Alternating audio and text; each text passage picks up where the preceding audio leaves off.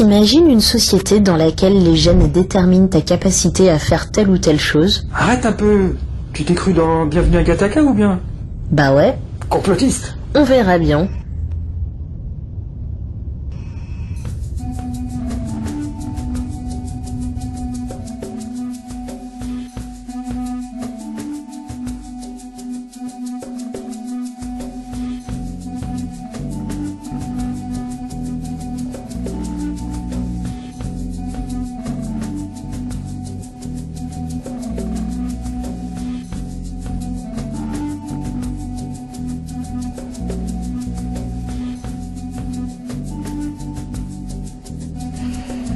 Bah ouais, de retour sur la science-fiction dystopique avec l'exemple d'un de mes films préférés datant de 1997, j'ai nommé Bienvenue à Gattaca avec Ethan Hawke et Jude Law. Dans un futur proche, la société est divisée en deux. Une sous-classe, résultante de naissance naturelle, et une classe dominante dans laquelle les individus sont nés génétiquement modifiés. Bien que cela soit officiellement interdit, entreprises et employeurs recourent à des tests ADN discrets afin de sélectionner leurs employés. Les personnes conçues de manière naturelle se retrouvent de facto reléguées à des tâches subalternes. Le héros, Vincent, est le produit de la reproduction naturelle et souffre d'une insuffisance cardiaque, lui laissant une espérance de vie de 30 ans. Mais ce dernier défie son destin et entre sous une fausse identité à Gattaca, un programme d'entraînement destiné aux astronautes en vue d'une mission spatiale. Vincent emprunte l'identité génétique de Jérôme, un athlète paralysé. Chacun des deux va permettre à l'autre d'obtenir ce qu'il souhaite en déjouant les lois de Gattaca. On en est loin, n'est-ce pas? Bah, certaines figures y croient dur comme fer. Aujourd'hui, au bout de ça, on parle de puces qu'on pourra s'implanter. Ce sera quand ça? Certainement dans les 10 années à venir. Et d'abord, on va les implanter dans nos vêtements, c'est-à-dire wearables, comme on le dit. Et après, on pourrait s'imaginer qu'on les implante dans nos cerveaux ou dans notre peau. Et à la fin, peut-être il y a une communication directe entre notre cerveau et le monde digital. Bienvenue à Gattaca pose deux questions morales distinctes. Est-il moral de modifier la nature humaine? Peut-on agir contre nos prédispositions biologiques? On spoil ou non? Autant on a spoilé avec l'excellent Equilibrium que là je veux vraiment que vous regardiez ce film exceptionnel. Donc, no spoiler. Je tiens juste à dire que plus je regarde ce film, plus je l'adore. Chaque revisionnage est une nouvelle confirmation de la lenteur inhabituelle avec laquelle le film vieillit.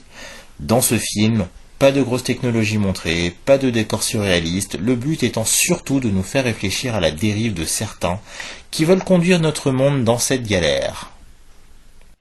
En revanche, vous, dans cette salle, vous allez vivre un âge d'or. Et nous devons créer une société inclusive et trouver le moyen d'éviter qu'il y ait un gigantesque gap. Ce que Harari, dans Homo Deus, appelle des dieux et des inutiles, les dieux, vous, qui maîtrisez, contrôlez, managerez les technologies NBIC, les technologies transhumanistes, et les inutiles, les gens moins favorisés, qui auront du mal dans le monde compliqué dans lequel nous rentrons, et les gilets jaunes. C'est la première manifestation de ce gap intellectuel insupportable que nous sommes en train de créer. Une des scènes les plus importantes du film est celle où les parents de Jérôme discutent d'Anton, leur deuxième enfant, avec un généticien.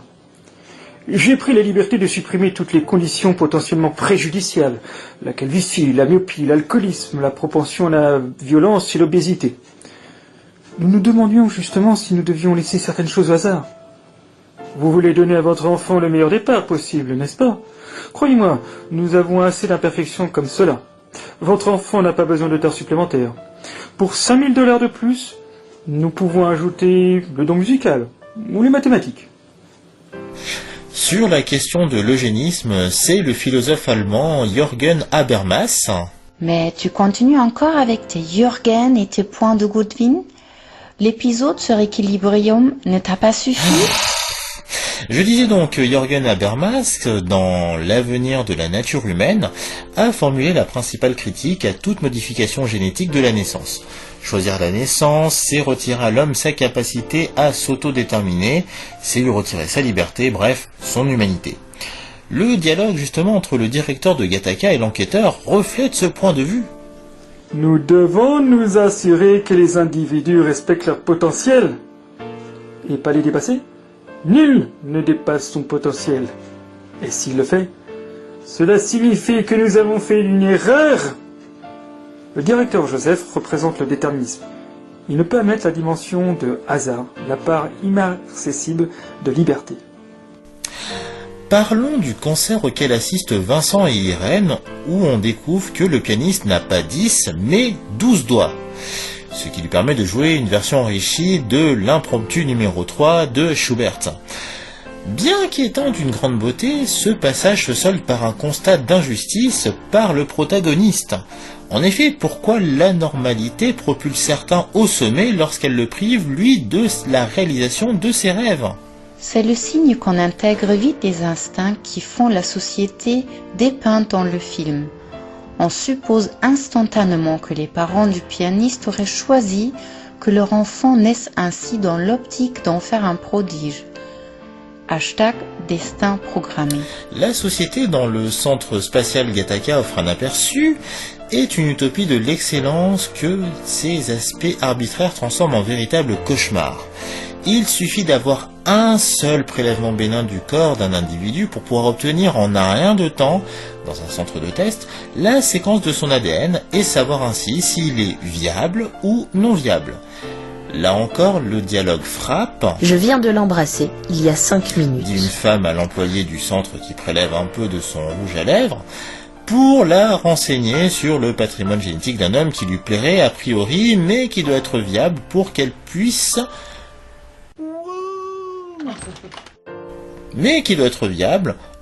pousse plus avant leur relation. Donc, le test PCR est positif ou négatif? Tu as parfaitement compris, joli parallèle. Ce film parle également de l'histoire dramatique de la famille de Vincent, délibérément conçue dans l'amour vrai et sans recours à la science. Il naîtra cependant avec une espérance de vie estimée à 30 ans. La chose, annoncée aux parents à peine le mioche né, leur fera vite regretter leur choix éthique et politique de laisser le destin de leur enfant au hasard.